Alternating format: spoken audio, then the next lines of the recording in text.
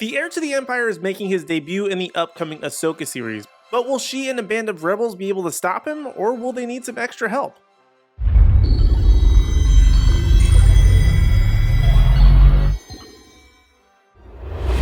What's up, Nerdgenic Nation? Resident superhero nerd Aaron Waller here, and today I want to talk about the official Ahsoka trailer that recently dropped and give my quick thoughts on some of the bigger reveals and changes that we might be seeing.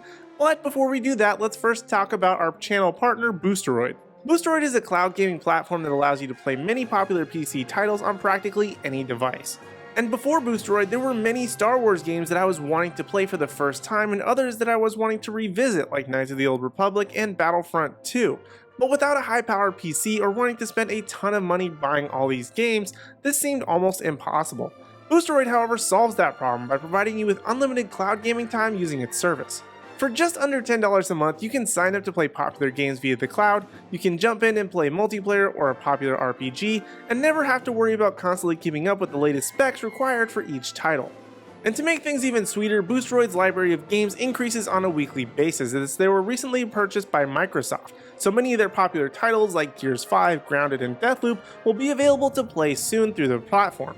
So what are you waiting for? You can try Boosteroid using the link down in the description, and by signing up you're helping to support this channel. And with that, let's go ahead and get back into my initial thoughts on the Ahsoka trailer.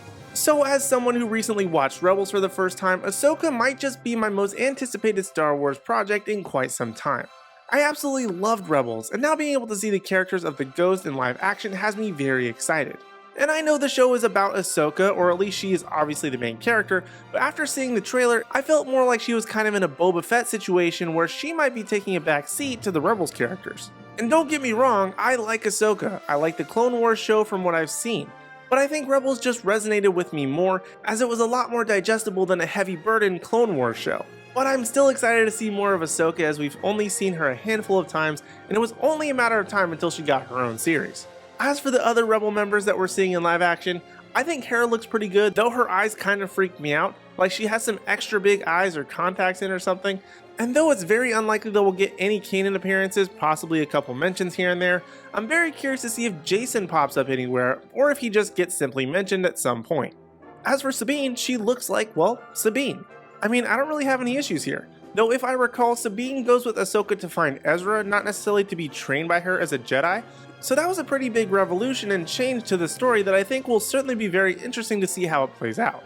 But the one that will be connecting it all and bringing everything together both on the small screen and potentially the big screen is going to be the Blue Man himself, Grand Admiral Thrawn, played by Lars Mikkelsen, who has also voiced the character in Rebels. We got our first look at him straight on in this trailer, and as excited as I am, and I'm sure the rest of the Star Wars fandom is to see this character, I was kind of underwhelmed.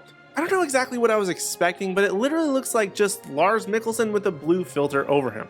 Like they didn't even really bother to give him a Mystique or Nightcrawler blue paint on his face and instead opted just for a cheap and dirty route of putting a blue mask on top of the video. Which I guess works fine, but I feel like in a show where Ahsoka's headpiece or Hera's headtails are practical, I felt a little more practicality on Thrawn would have been in order, especially on a high profile character like Thrawn. But then again, it was just a quick glance, and maybe I'm wrong and it is practical, and I'm hopeful that regardless, it will look awesome, and whatever happens in this series will only create a bigger and better Filoni movie at the end of the day, as he sets up his own Heir to the Empire trilogy. Based on this trailer, the Ahsoka series looks to be pretty action-packed. But the Star Wars trailers always typically set us up for some amazing action and adventure in the trailers and then kind of fizzle out throughout the series. I guess we'll just have to be hopeful and think that this might actually live up to be the best Star Wars series so far. So those are my initial thoughts on the official Ahsoka trailer, and now I want to hear from you in the Nerdgenic community.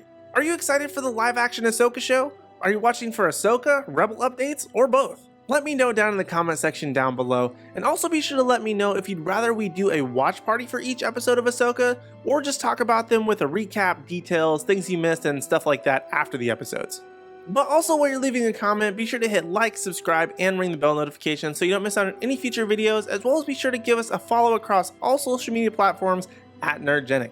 That way you don't miss out on any special news, announcements, or articles at nerdgenic.com.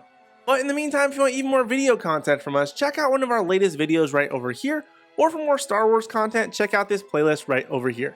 Other than that, thank you guys so much for watching, we really do appreciate it, and we hope to see you in the next video.